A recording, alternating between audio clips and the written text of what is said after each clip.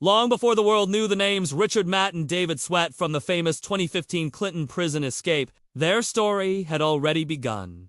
Years earlier, hidden deep inside New York's toughest prisons. Richard Matt was the older of the two, confident and dangerously charming. He was the kind of man who could smile at a guard while silently studying the keys hanging from his belt. He moved through the prison like someone who didn't belong behind concrete walls, greeting officers with a warmth that made them underestimate him completely. David Sweat, on the other hand, was quiet, almost invisible. But his sharp eyes absorbed every single detail around him: the timing of footsteps, the metallic click of cell doors, the low buzz of hallway lights, and even the way a guard would cough when he was getting tired. Their escape journey didn't start with some dramatic, elaborate plan. It began with small, careful experiments in the early 2000s. Matt would purposely request maintenance jobs, not just to pass the time, but to get access to areas inmates rarely ever saw. We're talking boiler rooms, pipe tunnels, storage closets,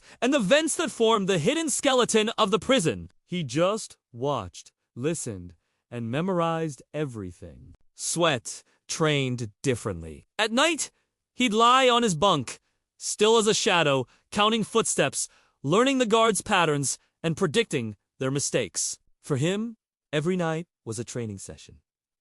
Every sound was a clue. Every failure was just another lesson. Once, Sweat tried to slip up a restricted staircase to reach a rooftop hatch, but a sergeant appeared just 20 seconds earlier than usual, forcing him to retreat silently before he could be noticed. Another time, Matt hid inside a janitor's closet during a shift rotation. He planned to blend in with the outgoing workers, but a stuck mop bucket ruined his timing, and he had to abandon the attempt. These failures didn't discourage them, they sharpened them. By the late 2000s, both men had earned quiet reputations. Matt was known as the manipulator, who was a little too friendly, while Sweat was the silent observer, who always seemed to be thinking too much. But no guard, not a single one, realized the truth. These weren't just random troublemakers. These were men who were practicing. These were men preparing for something far greater than anyone could possibly imagine.